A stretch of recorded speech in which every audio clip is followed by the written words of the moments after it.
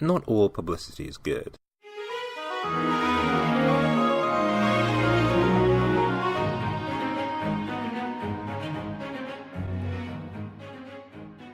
From her introduction, Lucina's been an instant hit with the newer parts of the Fire Emblem fanbase, the joint when Awakening dropped. Loved for her strong personality, tragic backstory, and good looks, Lucina rapidly became one of the most popular characters in the franchise. She's gone on to feature in various other series, including Smash and Project X Zone, and she's a consistent feature at the top of popularity polls, most notably placing second among all female characters in the first Fire Emblem Heroes Choose Your Legends poll. Some would argue she's even become the new face of the series. At the very least, she's definitely the symbol of the 3DS era. But with that comes some downsides. If you've been a member of the Fire Emblem fanbase for a while, you've probably heard that spiel before. But there is a point to bringing it up. Apart from the inherent trouble that comes from being the face of a contentious phase of a series, Lucina herself has come under some fire for being overrated, bland, a Mary Sue, and most bafflingly, just a waifu. I've seen a lot of people express confusion as to why she's so popular, or give what they think is some kind of universal reason for it. Reasons that I personally feel somewhat miss the mark. At any rate, it's fair to say that she's become something of a divisive character within the fanbase, though nowhere near as much as a certain other princess. I imagine this backlash is in large part because of the level of promotion and arguably overexposure that she's enjoyed over the years. Even so, it's been enough to make me wonder, is she really not that great? Is she really just a flat hero girl character to crush on and I'm just blindly buying into the hype? Is she truly bland, or is there a genuinely solid character here? So today, I'm going to unpack Lucina's character and examine who she really is, and what she means to me. I'm going to be dissecting her relationships, motivations, even her design, and how each of these things inform her character. And to kick off, a quick dive into her place in the game's plot. Lucina is a de facto ruler of the ruined country of Elise that her father Chrom left behind, after a catastrophe caused by the villain of the game, Grima, in which he and the rest of the shepherds were killed by Grima's forces. Not wanting to accept this disaster, she and the other children of Chrom's comrades go back in time with the help of the goddess Naga's special awakening ritual to challenge their fates. Masquerading in the present as a lone hero Marth, with a mask given to her by fellow shepherd Chrom, Lucina made it her mission to thwart Chrom's murder, the death of her Aunt Emmeryn, and Grima's resurrection, leading her to cross paths with her father and his company multiple times, before she blows her cover rescuing him from a risen attack. After a tearful reunion, she officially joins the shepherds of the modern day, and advises Chrom with her knowledge of the future throughout the second half of the game, saving Basilio's life and effectively becoming the traitor-agonist of the game. Depending on who she shares an S support with, Lucina can go in various different directions after the events of the game with her spouse. Or if she remained unpaired, or married Robin, she disappears on her own without a trace, leaving behind nothing but the words to her present self: "Yours will be a happy future." Lucina's personality is largely defined by her drive, bravery, outward stoicism, and singular intent on averting her tragic future. And this bleeds out from her introduction. The first you see of Lucina is her running through Naga's portal to the present, reaching her hand out to save Lizza from an attacking Risen. Before she even has a chance to set foot in the current timeline, Lucina's already taking steps to fight Grima, and this lone action shows you Lucina's determination, her desire to protect, and most importantly, her willingness to take action. It's a strong character establishing moment that lets you know from the jump that she's strong and capable. With her Terminator-style backstory, it'd be easy to think of Lucina as Fire Emblem's answer to Future Trunks from Dragon Ball, which frankly is already major points because who doesn't love Future Trunks? And the similarities don't end there. Both also take a rather utilitarian approach to fighting. Both are haunted by their traumatic backgrounds, and both have a particular fixation on their fathers. There are some differences though, the biggest being that Lucina did not come back alone. Or at least, not intentionally. As well as taking up the mantle of de facto exalt, Lucina is also the unofficial leader of the second generation of shepherds, made up of the children of the first playable generation. And this is a notable, and largely overlooked source of her characterization. Lucina has an even-keeled personality, similar to Chrom, though with a more somber, stoic leaning. That stoicism in particular seems to be where a lot of the belief of Lucina being one-dimensional comes from, especially when you put her next to more immediately out there characters like Severa and Owain. I feel this misses the point of her character in a couple of ways. The first is from an emotional perspective. While most of the other children are acting out because of their trauma, Lucina's internalized her pain instead and largely withdrawn. I personally find this to be a far more realistic and relatable response to that kind of situation. It could perhaps be taken as her losing her personality, but I see it rather as her personality hardening. It's more of an adaptation than anything else. And secondly, in terms of how her character is used in the writing, and how she acts as a counterpoint to the other children, even more so than Chrom, Lucina's more moderate personality helps to balance out the more outlandish characters that she leads. A running trend of the second generation units is that they developed various personality quirks in order to help them deal with the trauma of what they survived through, such as Severa becoming hostile and defensive, Laurent a busybody, and Owain mildly delusional. Lucina instead became extremely serious and singularly focused on her goal. Pain became a motivator rather than a distraction, and her circumstances forced the guarded and melancholy demeanor we see from her at times. This is damn near necessary, I would argue, as the potential dysfunction that can come from the group of kids with these kinds of issues working together carries a huge risk. Lucina serves to stabilize the group and keep them cohesive, and her supports with them show why she's the leader. The others explicitly trust and believe in her. As both a princess and a commander, Lucina is looked up to by the other members of the Junior Shepherds. Cynthia in particular shares a sisterly relationship with her, even if they aren't actual sisters in your game, and she's one of the few people that Shell acknowledges for her strength, and this strength is a factor that was likely born from the strains of both leading and surviving their own future, which undoubtedly shaped Lucina's perspective. Lucina's from a world where she had no choice but to be strong in body, mind, and even appearance, something she herself is painfully aware of. Left with nothing but a sword and the weight of a world of troubles on her shoulders, she had no choice but to grit her teeth, stand up, and bear it. With that kind of pressure at such a young age, however, something has to give, and I want to really stress that last point. When considering Lucina's personality, there may be a few words that fly into your head. Brave, stoic, maybe boring if you're so inclined, but for me, one of the key words is pressure. Lucina's personality is formed by a variety of pressures, both in her past and in the now, and this again is something that Lucina herself is aware of. As she tells Severa, not a day goes by that I do not flinch under the weight of others' expectations, or worse still, my own. The pressure on her to save her world, pressure to lead her friends and her country, pressure to live up to her father, and finally, the pressure she puts on herself to live up to Marth, the Hero King. Like a diamond formed under the pressure of the earth, Lucina's personality was tamped down and coalesced into something new, and equally bright. This is an important element to her character that I think is somewhat overlooked in favour of just writing her off entirely. Admittedly, it doesn't help that Lucina's character is largely informed by the events that she's already been through, as opposed to what happened to her during the story, but this is largely because the game just isn't hers, it's Chrom and Robin's. Even so, she does get several chances to show the dimensions of her character, such as her instinctive ability to see the good in people that she inherited from Chrom, which shows off particularly in her Hot Spring Scramble support with Noir. The support shows the two of them posting up in the spring to fight the invading Risen, with the stress of the fighting causing Noir to speak in her alternate personality. Contrary to everyone else's typical reaction to this, Lucina's is extremely muted. Well actually, even that's an overstatement. Lucina doesn't notice a change in Noir at all, responding to Noir's vaguely Shakespearean monologue with, "You're absolutely right, Noir. The people here won't be safe until the Risen are gone. Let's try to settle this quickly."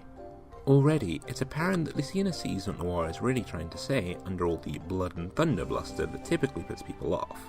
What's interesting to note here is that she doesn't even need to think about it. As I say, she understands this instinctively, something that clearly shakes Noir. Also, I have a question. Sure, what is it? Why does it never seem to faze you when I snap? Snap? I'm sorry, I didn't realize. I must not have been paying attention.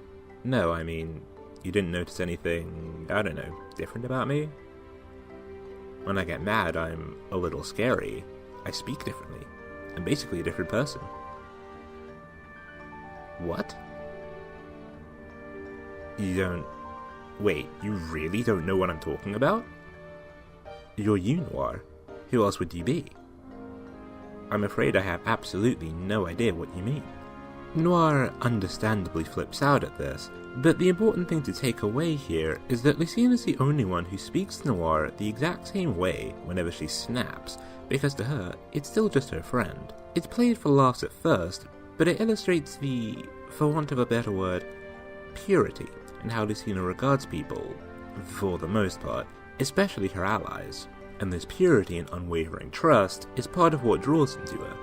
This is discussed in Lucina and Noir's second conversation. I just assumed you were your usual happy self and everything was fine. I'm afraid I'm terrible at picking up on it when people around me are perturbed. I don't know that perturbed really covers it in my case. But you've always been that way. You only see the good in people. Even when they get mad or make mistakes, you're the first to forgive them. I am? I never thought of myself that way. Of course not. That's part of what makes it so wonderful. You forgive people unconsciously, without the thought even crossing your mind. Well, I can't say I've ever noticed. But if I'm doing something that helps you, I'm not about to complain. You are. Thank you, Lucina, and don't ever change. My pleasure, and I wouldn't worry about changing. If I'm not even aware of what I'm doing, I'm not likely to stop anytime soon. It turns out that as well as picking up on this trait, Lucina's also about as obtuse when it comes to emotions as her father can be, which is pretty funny, but more than that, it shows us how much Noir, and likely the other kids, appreciate having Lucina around.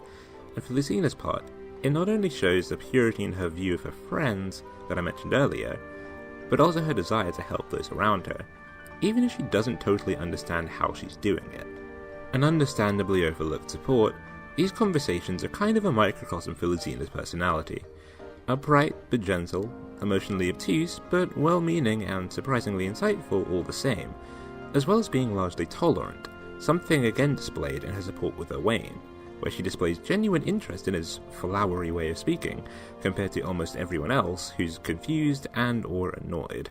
Lucina herself doesn't change too much in most of her supports with her friends because of the role she has towards them. The supports are typically more focused on exploring and developing their characters while they bounce off her. In the case of the male characters, minus Jan, it shows them trying to help or support her in ways that help to show off their personalities. Her support with Chrom is fairly short and sweet. Their sea support begins with Lucina finding Chrom in his quarters to thank him. We learn here that he was the one that gave her the butterfly mask that she used when she disguised herself as Marth. After a brief reminiscing on it, the support ends. The B support has Lucina looking for a pendant shaped like like her mother, and Chrom resolves to help her find it. These two supports are generally pretty mundane and not really connected to one another. The purpose they serve here is to establish the narrative of Lucina and Chrome's relationship, being that of partners essentially. Chrom acts as a kind of quiet and stoic support to Lucina, a dynamic more deeply explored in their A support, which is where things start to come together a bit more. We start to see a discrepancy in the way the two of them see each other and themselves. We're holding a war council, and I was hoping you might attend. Sorry, I'm not much for group activity. A pity. We could benefit from your calm, measured opinions. You have a keen mind for combat as well. Regardless, I will not force you. I'm sorry if I disappoint you, but I know my own limitations. I am not one for plans or speeches. I am a wolf that deals only in death. Then we have something in common. We do not. You are a leader who can inspire with both words and deeds. Though we fight alongside each other in the field, we play different roles. You sell yourself short, sir. The right tool for the right job. Isn't that what they say? You provide the inspiration and strategy. I will cut down any who dare oppose you. There is a certain wisdom to what you say. Don't sound so surprised. Now I have some swords to sharpen, and I think you have a council to attend. Farewell, Chrom. I shall look for you on the battlefield. You needn't look far. I will stand beside you, as always. The support goes out of its way to explain the dynamic here, but more importantly, it gives us a glimpse into Lucina's inner monologue. She believes herself to be a lone wolf, but Chrom shoots that idea down immediately. Clearly, the way she sees herself doesn't match up with the way everyone else does, and it might go some way toward explaining why she acts the way she does in the early game. Perhaps more than just in the interest of avoiding unnecessary mingling, Lucina kept her distance from the shepherds out of some misguided sense of isolation.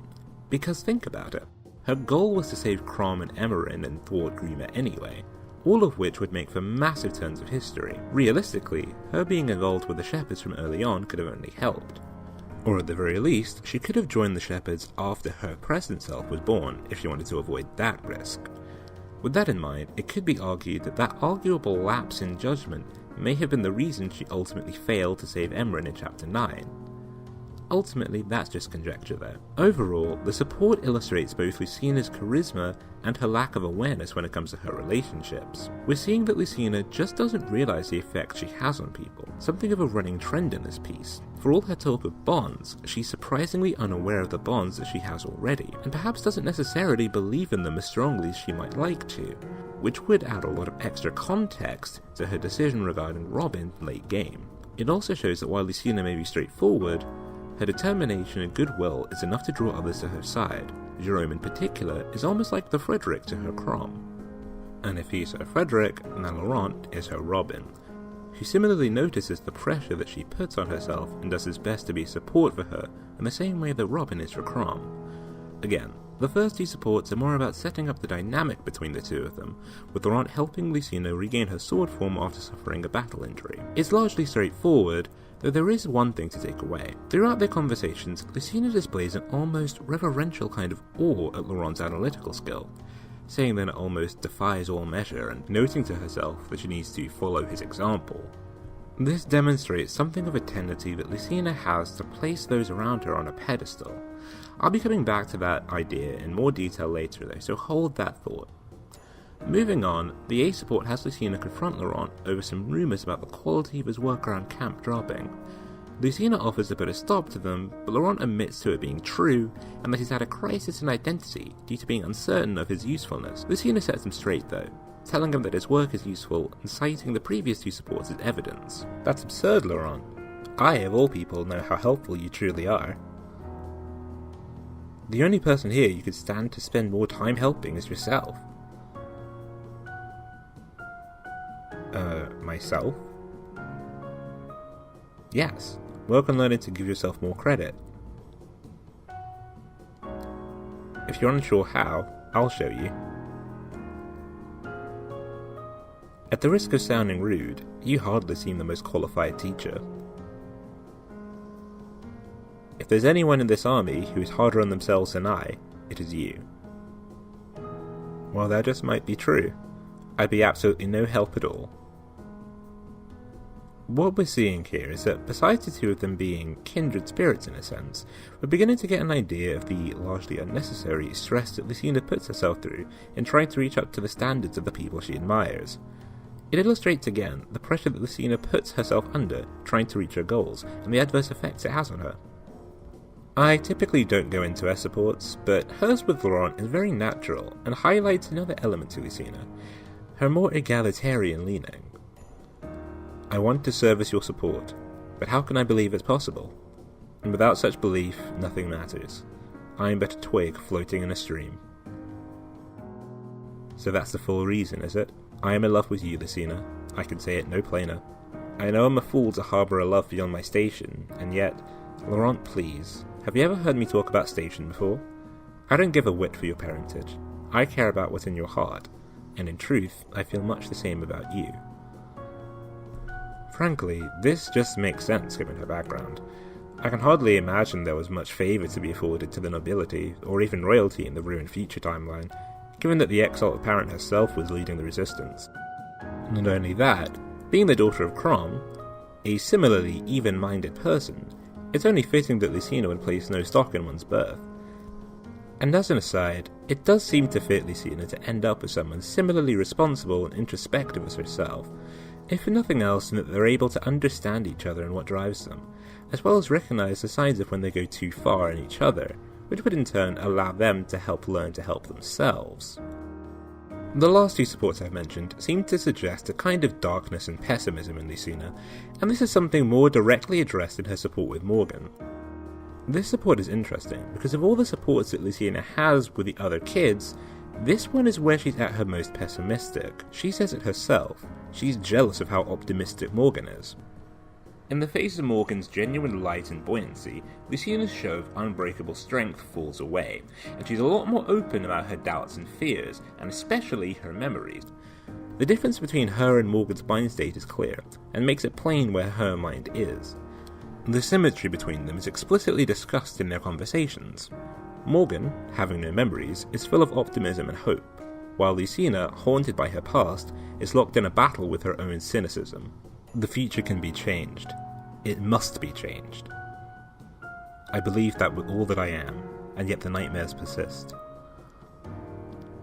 What I wouldn't give for some of Morgan's optimism.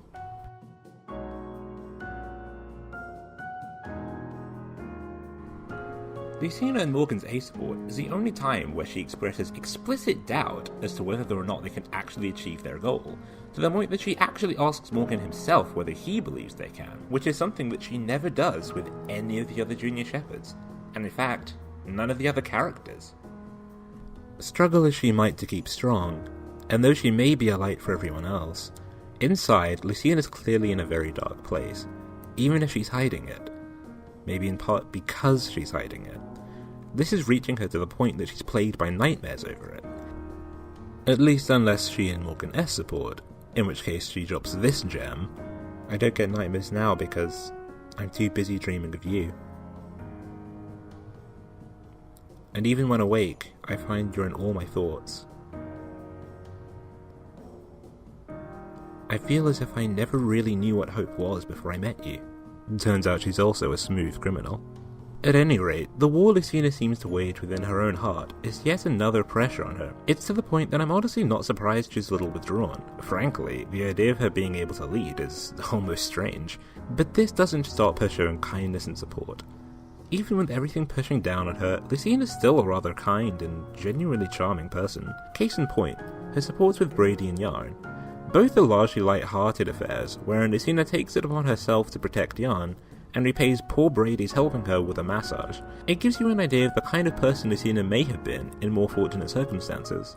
A more cheerful, kind-hearted girl. I've been over most of her male supports now, but Lucina's platonic supports with Cynthia and Shell are worthy of note as well. Where Lucina's male supports tended to focus on them supporting her, her supports with Cynthia and Shell show some trying to connect with Lucina in their own ways.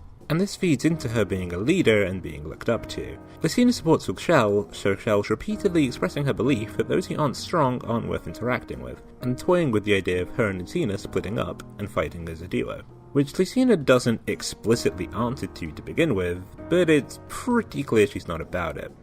Throughout the supports, Shell's philosophy of might makes right seems to be something of a point of contention that raises a head in the A support. The support shows Lucina challenging Shell to a duel in order to try to prove to her the value of working together with the rest of the army.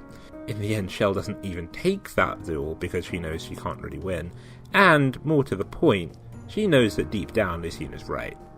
Lucina's trademark sense of camaraderie and respect for her people shine through here, even though these people technically aren't hers. I'll not think of any of our men as sacrificial lambs, and neither would Chrom Shell. It doesn't really need to be said, but Lucina clearly takes a lot of her cues from Chrom, and this again is something I'll come back to later on. Meanwhile, her supports with Cynthia, while light-hearted, give us something of a perspective into Lucina's attitude towards battle. It's not the main part of the support, but her support with Cynthia illustrates the pressure to follow in her father's footsteps that Lucina feels, as well as how much the other junior shepherds look up to her, as this is what convinces her to try and being more theatrical on the battlefield, a similar concept that comes up in her Inigo support. Ultimately though, while being rather aware of her need to inspire confidence on the battlefield, this kind of theatricality doesn't come easy to her, as she is by nature completely no-nonsense and generally avoids attracting any attention on the battlefield, in complete contrast to Cynthia's brassy showmanship. This trait in particular is most heavily shown in her other support with Morga, with her sibling. You may well be another. I'm mortified we've come this far without ever putting it to the test. Mostly I'm ashamed I never stopped to consider it. And if you are in fact among Fulgen's chosen, that is knowledge we need. There may come a time when it proves necessary for you to take it up. What, like if you're busy? Like if I'm dead? Having someone able to wield it even after I'm gone would be a considerable asset. We must use any means at our disposal to ensure the future is saved. Now let's go put it to the test. Lucina never really brings up the idea of her being scared of dying in these conversations. The most she thinks of herself is how her dying would affect her sibling. It's almost a little unnerving how focused Lucina is on saving the future, even at the cost of her own life. While her dedication is admirable, it does perhaps speak to a level of low self-worth, as it shows her as attached to her parents as she is, and as much as she wants a better life, she's perfectly fine with her life being exchanged so others can benefit from a better future. But it also shows her blindness to how her drive impacts her relationships with the people around her. She isn't even fully aware of how distressed her sibling is about the concept of her dying until they snap at her about it. The really stuck on this apple business line is first and foremost a joke, but it again hints at a level of obliviousness. And it begs the question, what is it that drives Lucina so much, compared to the other children? They all went through the same thing, so where does this intensity come from? Personally, I believe it's largely due to her heritage, specifically her relation to Chrom and Marth. Her insecurities concerning Marth are addressed, and largely resolved, in her support with Tiki. Their support has Lucina ask Tiki if she needs any help. Tiki says she's okay, and the conversation drifts to the topic of Marth. Lucina queries Tiki on Marth's demeanour behind the legends, knowing she had a personal relationship with him. Though she's cagey about it, Tiki complies, and in the B support describes Marth's personality to Lucina as she remembers it. The C support shows you how great a figure Lucina sees Marth as, even though she obviously doesn't really know him, and this ties in with what I said earlier about her tendency to put people on pedestals. Lucina demonstrates a great reverence, almost fangirl-like towards Marth, which is equalled by how completely off her mental picture of him actually is. One thing I can tell you is that he treasured his friends like no one else I've known. He was kind, considerate, and calm, and despite his station, quick with a smile. Really? You sound surprised. I just didn't expect the mighty King Marth to be so, nice. And how did you imagine him? The Marth of history led the Liberators and smashed the powers of evil dragons. He brought peace to the entire world at the edge of a sword. He must have been a fierce, unforgiving man who struck fear in friend and foe alike. How could he not have been when he was forced to wage such a terrible war? I suppose he was unforgiving, at least when it came to himself. He never stopped looking for a way to lead the world to peace. And every victim and sacrifice on that path haunted him. It sounds much like our own quest. There must be so much to be learned from him. His journey was dogged by setbacks and troubles. People did not understand his motives. He was deserted and even betrayed. How he suffered. The struggles he faced would have crushed a lesser man. But they just made Marth stronger. That is why he became the Hero King. He achieved the impossible, just as we must. No matter how steep or dangerous our path becomes, we will prevail. We must. Remember that Marth was an ordinary man before he became a legend. That's why he knew he couldn't do it alone, and why he needed the help of allies.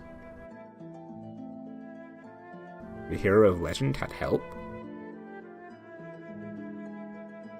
Of course he did. Behind every great man stands a host of friends and comrades. You want to win a war? Then you must learn to inspire warriors and win their trust.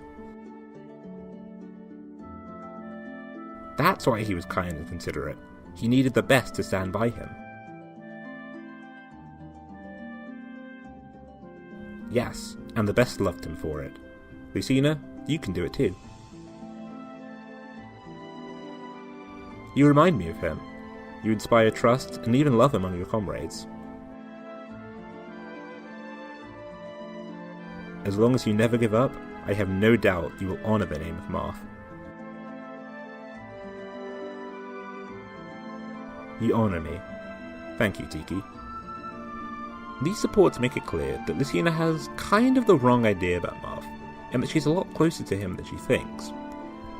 Now, it'd be pretty easy, and honestly understandable, to see this as the support bypassing character development by just painting Lucina as a perfect hero with no flaws, but I feel it says something a little different. Lucina finds out she's similar to Marth in various ways, but remember what she thought about him before Tiki put her straight. She believed that he was some uber-strong, take-no-prisoners badass crushing everyone in his way. Basically, she thought he was Ephraim.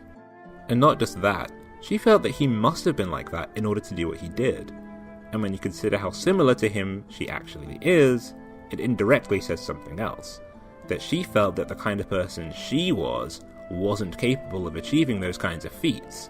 This again ties into the idea of both Lucina putting others on a pedestal while simultaneously having the wrong idea about herself. Couple that with the obliviousness that Lucina displays in some of the other supports I've mentioned, and it honestly makes me wonder, is there something a little deeper going on in Lucina's psyche that seems to blind her? Her mindset can be explained by her circumstances, but I can't help but wonder if there may be some medically diagnosable issues bubbling under the surface as well. Between everything that I've mentioned, Lucina may well be suffering from some form of imposter syndrome. For those not aware, imposter syndrome is a term coined in 1978 by clinical psychologist Dr. Pauline R. Clance and Suzanne I. Imes, referring to high-achieving individuals marked by an inability to internalize their accomplishments and a persistent fear of being exposed as a fraud. Now, while the first half of that might make perfect sense for Lucina, the second half may sound a little iffier. At least until you realise that Lucina was literally impersonating somebody for the first half of the game. I won't go the whole hog and actually posit that Lucina is suffering from a mental disorder, but the symptoms do line up relatively well, and given what she's been through, it would be completely understandable. It's unfortunate that the world of Fire Emblem doesn't seem to invest very much in therapists. It's ironic how she's looked up to so much by her own friends, when she looks down at herself so much. Her feelings of self-doubt and insecurity seem to win over her optimism almost silently at points, and they blind her to her real value. To brighten things up, the A support is a little more cheery. Tiki finds Lucina finishing up on some sword practice, and they discuss Lucina's recent string of activity around the camp. Tiki suggests that Lucina is trying to emulate Marth by helping out around the camp, but Lucina claims it's just her doing what she normally does. Tiki acknowledges Lucina's ability to be great on her own, and tells her that taking Marth's name was a big decision, as she now faces the same expectations of greatness that Marth did. Lucina resolves to live up to these expectations, and Tiki reminds her to rely on her friends to help her get there. During the support, Tiki is taken aback when she notices how easily Lucina is able to gather trust and the love of allies, similar to Marth, and it seems to reference the idea that she may well be a reincarnation of Marth as opposed to just his descendant, which unfortunately somewhat contradicts the idea of Lucina being able to do what she does just by being herself.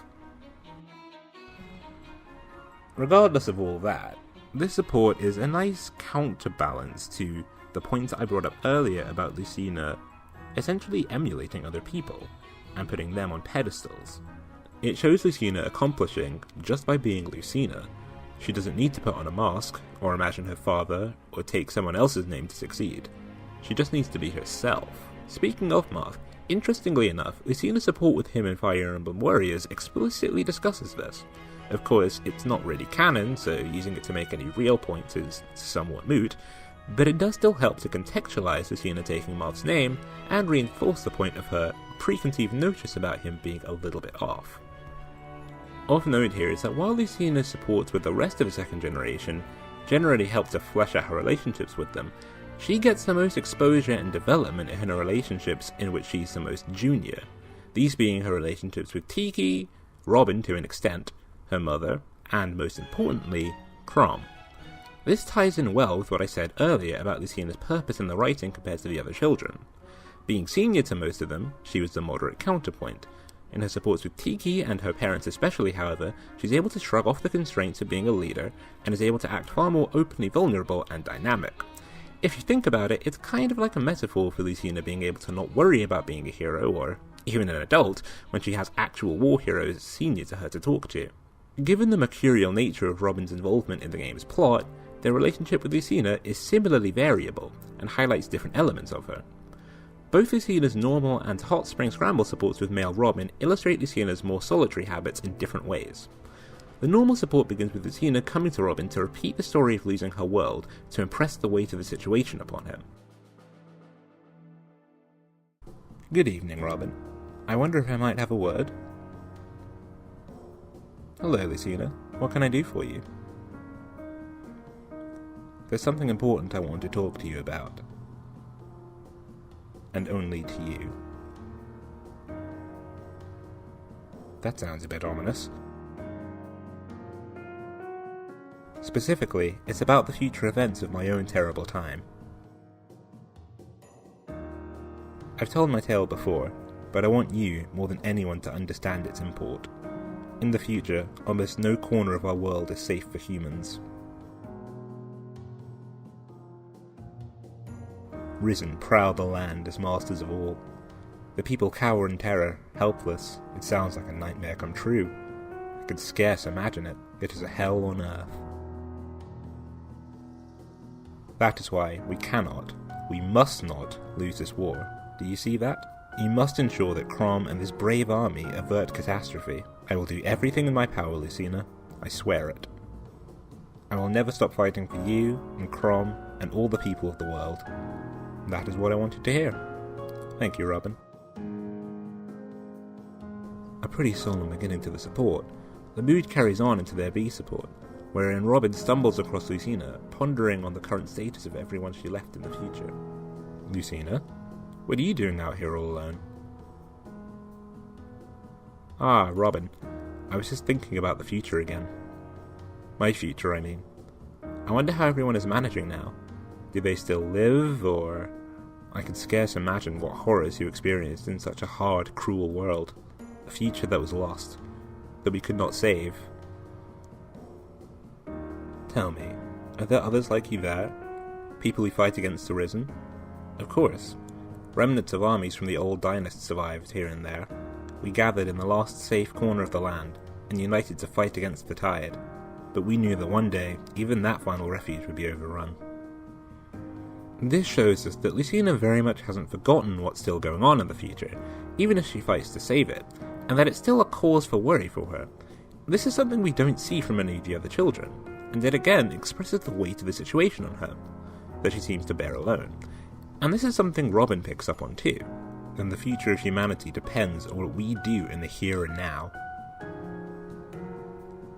Yes, and my father is the key. Without him, that future will come to pass. Our struggle there can only postpone the inevitable, not alter it. When I fight for my father, no matter how terrible the foe, or how powerful, I know that I have no choice. I simply cannot lose. You are burdened by the knowledge that you must conquer fate itself. I'm sure it is a terrible weight to bear, but you must remember something. What's that? You don't have to do it alone. You have friends ready to aid you against whatever you face. And your father has an entire army ready to fight and die for him. And you also have me, for whatever that may be worth. It is worth a great deal, Robin. perhaps I can never truly understand where you come from, and the world you lived in. But I do know that we can help you. Thank you, Robin. Your words give me strength. Words like that are relatively common in this series, Awakening especially. However, in this case there is a certain weight to them. Lucina's very much not alone, even if she feels it. Looking at the Future Past DLC for just a second, it seems Lucina would be the world's best hope if Chrom were to fall, so that does separate her from the others to an extent. With the pressures and strains put on her, coupled with how hard she's chasing her goal of becoming a hero like those before her, it's understandable that she'd become somewhat distant and disconnected to those around her. That being said, their A support suggests a slightly darker reason for her distance. Lucina's overprotectiveness as Chrom seeps in here, as we see that she doesn't allow herself to trust any of her new allies fully. Hello, Robin. Were you looking for me? Yes, actually. I wanted to ask you something about the future. What do you want to know? In your future, Chrom is dead, correct? Yes. He was betrayed by his closest friend, or so the story goes. That is why I placed myself here in his army, because I trust no one close to him. You've made it your mission to save him, and indeed, nothing is more important. But it must be a hard thing to suspect and distrust every ally. Lucina, you're very important to me, and I can't stand to see you neglect yourself. You have to look after yourself, as well as your father. I mean, what would happen to him if he were to collapse under the strain? I can handle it. Perhaps, just, will you promise me to take better care of yourself? For you, yes. Ah, a relief to hear. And a relief for me that you care, Robin. Thank you. It's an interesting contradiction, seeing the woman who literally has lines extolling the virtues of the bonds between her and her allies, secretly being one of the more distrustful members of the army. Of course, this is again perfectly understandable given the circumstance, but it goes to show how much the situation weighs on Lucina that she'd be driven to mistrust her own people, even though it's against her usual character. It also illustrates one of Lucina's bigger flaws as a person, her difficulty in opening up. Mistrustful as she is, it takes a lot of coaxing from Robin to get her to even slightly acknowledge that the stress of the campaign might be getting to her, much less accept as help. It adds further credence to my earlier theory that Lucina was really just avoiding the Shepherds for personal reasons in the first act. Given the nature of her mission, not exactly an optimal move. It's a subtle flaw to have, but one with a few consequences, the greatest of which I'll cover soon. Believe it or not, Lucina's Hot Spring Scramble support with Robin also has some pretty interesting stuff. For fanservice DLC, these conversations are a lot more insightful than they have any right to be. Anyway, provided they aren't married, Lucina's Hot Spring Scramble support with Robin has the two of them happening upon a souvenir shop selling figures of Chrom, or Robin if she's Lucina's mother. Lucina is both oddly and unsurprisingly stoked to get her hands on one for herself. The first conversation gives us a glimpse of the more dorky, light-hearted side of Lucina that gets repressed for the most part. As per usual with Lucina at this point, the initial jokiness of the conversation makes way for something altogether more desperate. To tell the truth, I've been half in a panic ever since I arrived in this time. Really? You've done a remarkable job of hiding it. Masks are good for that. The moment I saw you and Father, it was all I could do not to leap into your arms. That, or break down in tears at having seen you alive again after so many years. I couldn't have got it through it if not for that mask. No doubt I would still be a wreck now, had I given in back then. And I wouldn't be standing here today with you and him. And I suppose we owe a great deal of thanks to that mask. I may have need of it again before long. There is no guarantee I'll be able to return to the future once peace is won. If I'm to live out my days in this era, I can't allow myself to linger at your side. It would only raise questions, cause confusion. No, it's best I lived in shadow. Don't be ridiculous, Lucina. Shame I'll have to content myself with a replica then, eh? It seems half ready to splinter in my hands right now.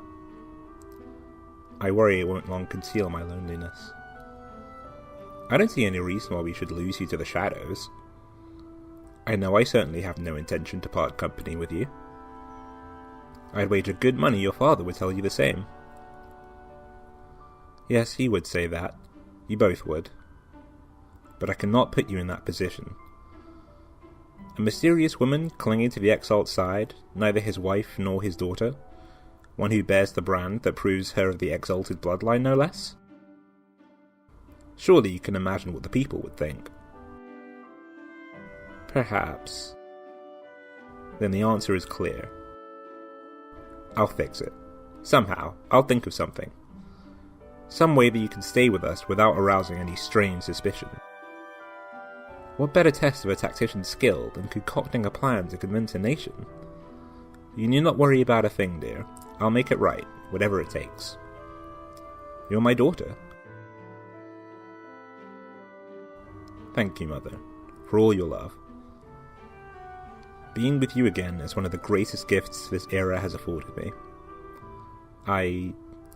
Mother, I love you so much. Stop. You're going to make me cry. I'm sorry, but I truly believe that. Now, shall we rejoin the fray? All this steam is making the mask swell and get soggy. I doubt it can take much more.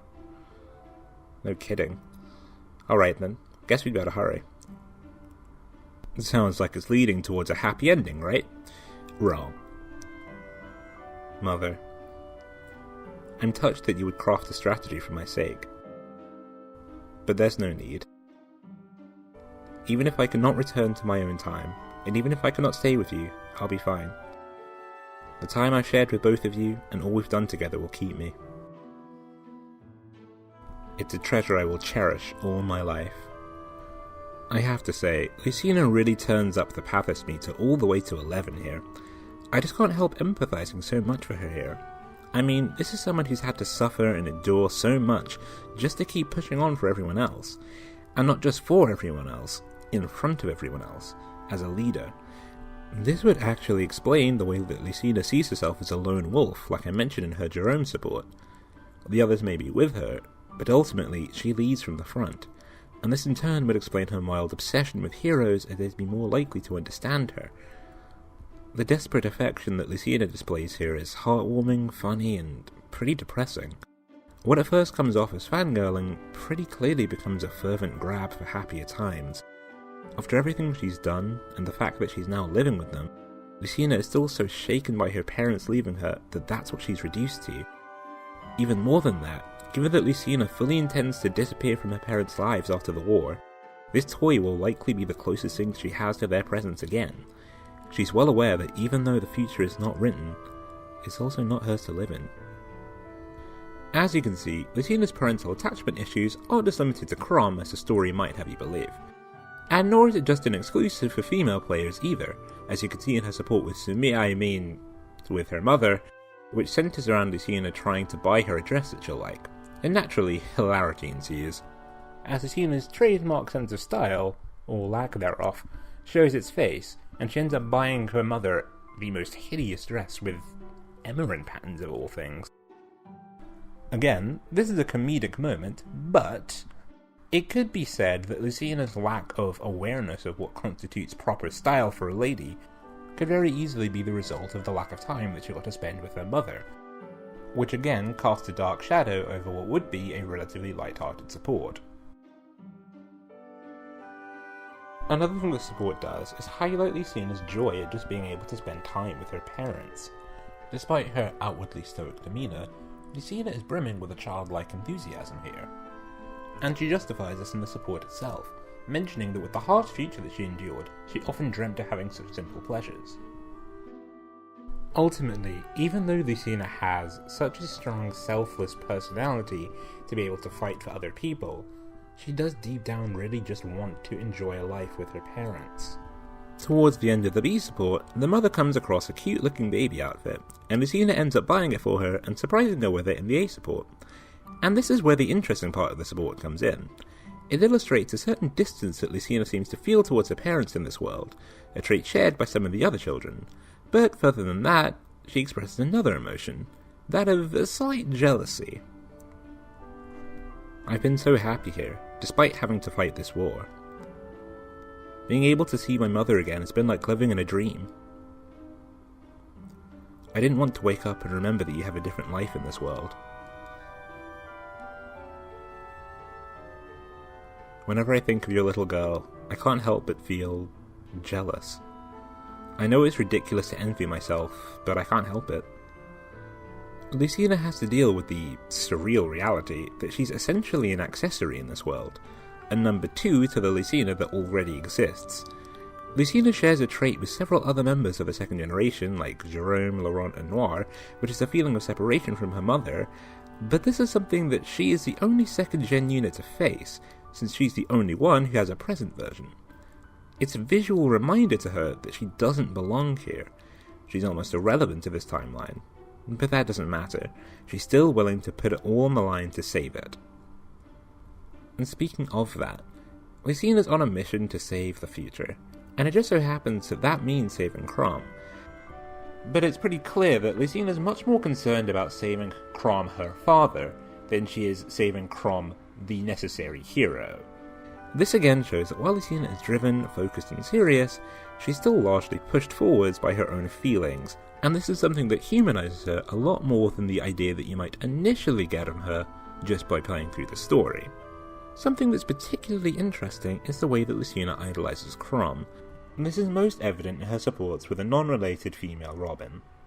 The C support has Lucina find Robin outside Chrom's tent, and, convinced that she's out there trying to awaken Chrom's function, tries to get her to confess that she has feelings for him. Robin denies it, assuring her relationship with Chrom is purely professional, but Lucina remains unconvinced, so Robin suggests that Lucina shadow her and observe Robin herself, which Lucina agrees to. The B support shows that Lucina is still pretty unconvinced, but when Robin reveals she's never really considered Chrom in a romantic or physical sense, Lucina is incensed and demands Robin start falling for Chrom. Like a few of the other supports I've mentioned so far, the support is mostly comedic, but does reveal a couple of interesting things about both characters. With Robin, it just illustrates the depth of her platonic attachment with Chrom, but it's a little deeper for Lucina. The C support shows us how childishly overprotective Lucina is when it comes to her father, while the B support makes it clear how over-idealized her impression of Chrom is. That she considers this guy, some kind of Prince Charming, kind of says it all. And this is likely coming out of the fact that he was ripped away from her so young. I've seen some comments floating around here and there, saying that Lucina is just an example of an Electra complex. For those unaware, an Electra complex is a psychological concept coined by Freud that describes the competition that a young girl feels towards her mother for her father's love and attention. Basically, a gender-inverted Oedipus complex. And I have to say, that patently doesn't make sense. That doesn't even make literal sense, since she never once shows anything other than joy over being with her mother. The closest you get to that is her non-mother female Robin support, in which she specifically has to not be Lucina's mother in order to get it, so it still doesn't really make sense. She does adore and idolize Chrom, yes, but this is more out of a sense of grief and longing than anything else. Of course, I'd be remiss to go the length of the video without discussing Lucina's actual relationship with her father.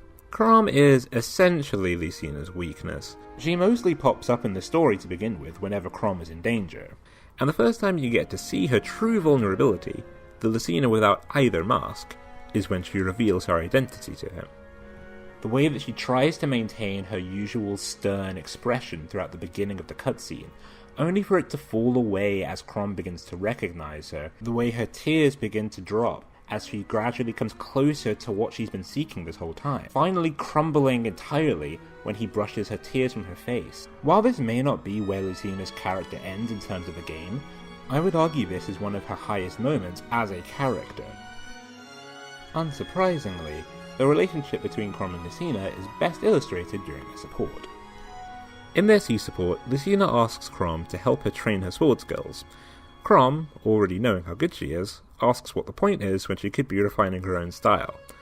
Obviously, Lucina is using training as a pretext to spend time with her father, but Chrom, being Chrom, doesn't quite catch that at first. Fearing she may be being a bother to Chrom, she offers to leave, but Chrom wises up and accepts her challenge.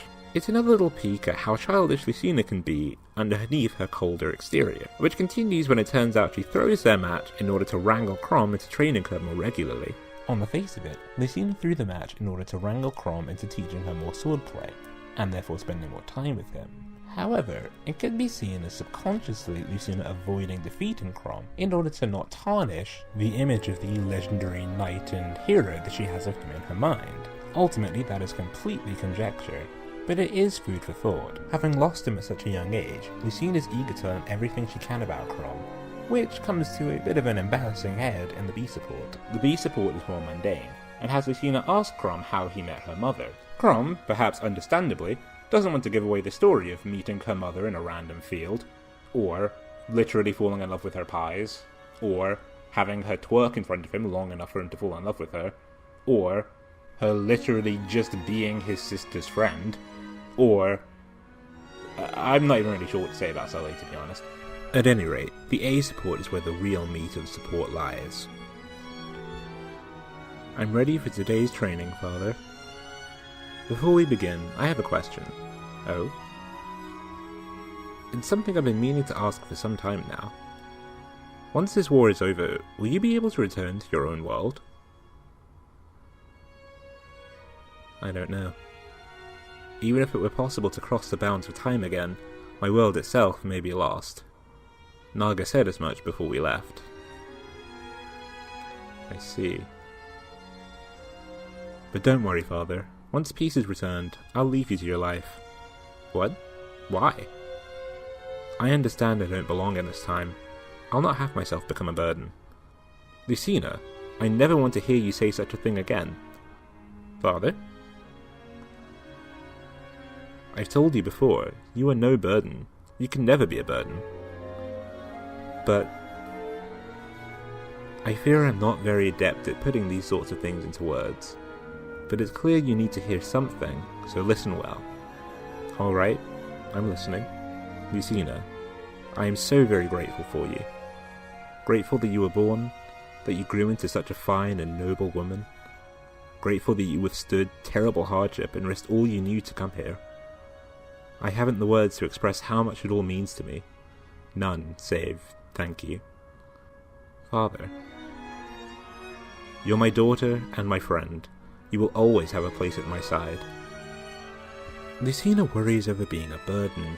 She's conflicted in wanting to live as Chrom's daughter, but also be independent of him, knowing that she can't really belong with him. Of course, Chrom lets her know that she's no burden to him, and that she'll always have a place at his side. Ultimately, though, this is a sad ending, because Lucina disappears at the end of the game, regardless of what Chrom says. I really like the support, to be honest. There's not even that much to say about it because it's very on the table. It's so natural from both sides, and it does such a great job of both laying out Lucina's emotions and Chrom trying to deal with it all.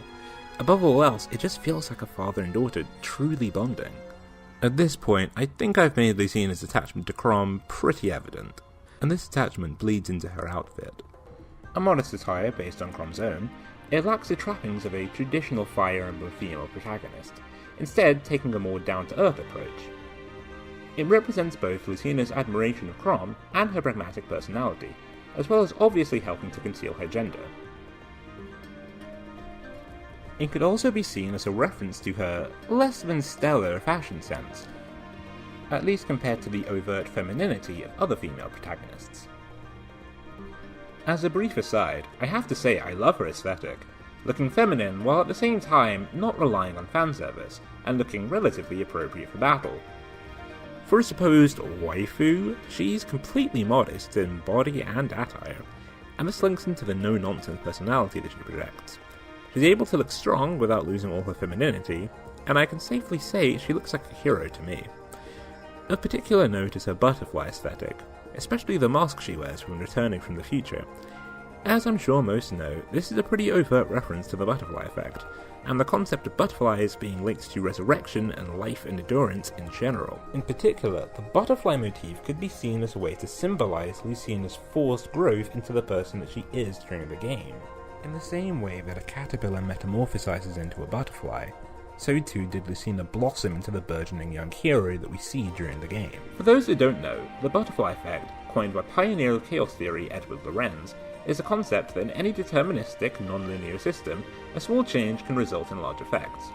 To put it simply, something as small as a butterfly flapping its wings can have a huge impact on future events.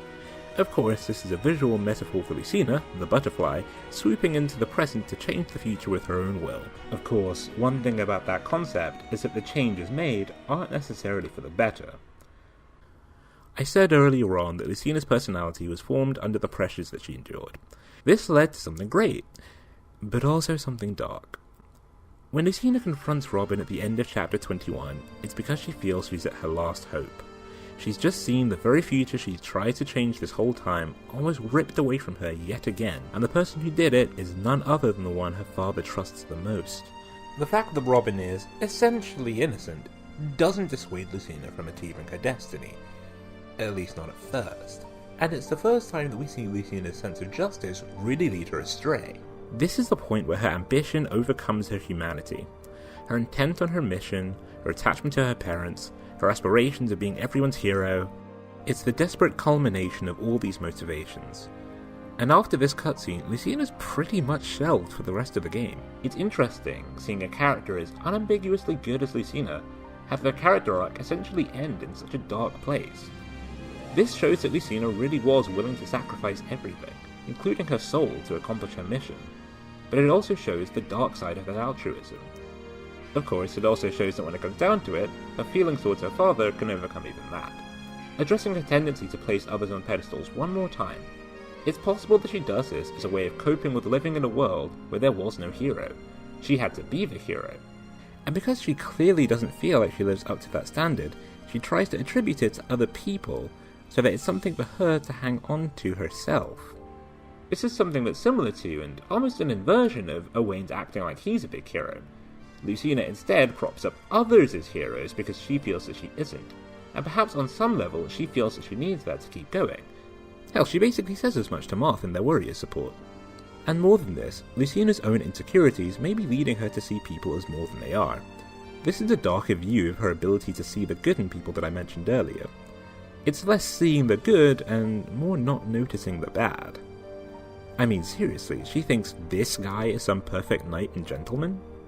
And she's so focused on the things that she needs to do, or can't do, that she doesn't really appreciate or even notice the great things that she can and does. She's certainly got more than her fair share of inhibitive and downright self-destructive tendencies. If there's one thing that Lucina and the other kids know about, it's loss. To have everything in your life stolen from under you, your world turned from vibrant greens to desolate red, your own parents dying for your sake and leaving their burdens on your shoulders. Lucina struggled, and she still struggles even in the present. But one more time, that doesn't matter. Lucina is eminently selfless. She fights as hard as she can and goes so far to secure a bright future, but she can't even go back and enjoy it necessarily. She can't even live with Chrom, as the ending implies that she leaves and never comes back, no matter who she ends up with. She gives up her dream life for, ironically, herself. She's shown to be at her best when she's tempered by others. They help rein in her more self-sacrificial habits. She's actually a pretty solid microcosm of Awakening's power of friendship vibe when you think about it. Her bonds really do give her strength. Full disclosure, this was initially going to be a video shilling for Lucina, but frankly, I don't think that's necessary. Lucina is an appreciable character on her own merits, and when you take the time to look at all the facets and foibles of her character, her strong qualities shine through on their own. For someone who gets the dreaded bland and Mary Sue labels thrown at her so much, Lucina's supports are pretty damn good and genuinely great in places. Between her battle with pessimism, the genuine bonds she shows with all of her Gen 2 comrades, the pressure she feels to live up to people she considers legends like Marth and Chrom, and her almost pathetically, in a nice way, desperate attachment to her parents. Not to mention that sillier and more quirky elements to her character that are genuinely there. There's a lot that people tend to miss. It's perhaps not as pronounced in the main story as it could be, but it's most certainly there. I certainly don't agree with calling her character flat or bland. To be honest, I came across a comment on Reddit that pretty much perfectly describes almost everything I wanted to say about her. Lucina is a very human character. Sure, she puts on a brave face, but she's literally a child fighting an adult's war. Shown to crack under the pressure and get emotional quick, so she hides under a mask, and imitates her legendary great-grandpa to conjure false confidence like how the other children adopt quirks also, but can act childish and silly in her supports if given levity. The main story only gives a small perspective while the supports and others show different. Yes, the story has a tendency to sideline her after she joins the party, and I consider this one of Awakening's bigger writing flaws. Perhaps this could have been solved by an arc set in the future before the kids come back, similar to the Future Past DLC, or some guidance chapters showing the kids finding each other during the story, or a literal Gen 2 story. But calling her overall character bland or two-dimensional is missing a lot of the depth found in her supports, including what I've just laid out. Even in the story, she's pretty dynamic in the first half of the game, and you see she's clearly still wrestling with issues after joining the party, based purely on her trying to kill Robin in Chapter 21. Similar to Roy, if you take the time to look at her supports, you find so much more than the mostly stoic soldier that she's forced to be. In my opinion, what really makes her popular, besides marketing, is the culmination of all her positive traits. Her courage, heroism, determination, beauty, kindness, the fact that she's voiced by Laura Bailey, at first anyway, the fact that she's lost almost everything at such a young age and forced herself through it all anyway, the fact that she's so clearly and so strongly affected by everything she's been through, but still manages to keep it together in a believable way, that she's able to appear stoic and still project an aura of warmth and kindness, all of it tempered by flawed vulnerability and insecurity for those that look deeper, that can make her do something as silly as chase after tourist trapdoors with her parents at a hot spring, all the way up to almost committing matricide if you set the game up that way. She's very appealing in a way that isn't forced into the player's face, as opposed to, say, Camilla or Tharja, and she's dynamic in a way that isn't immediately obvious like Hector or Ephraim. I really hate using this word as a descriptor, but she really is quite human. And to really boil it down, she's a badass time-traveling warrior princess on a mission to slay a god. What is not to love about that? They say a name is worth more than gold, and in this case I more than agree. Lucina is both a shining light in her grim future, and a shining example of how to make a time travel plot actually pretty compelling. It's all these qualities and more that make Lucina one of my favourite characters, and to me, a true blue hero deserving of not just Marth's name, but her own legend.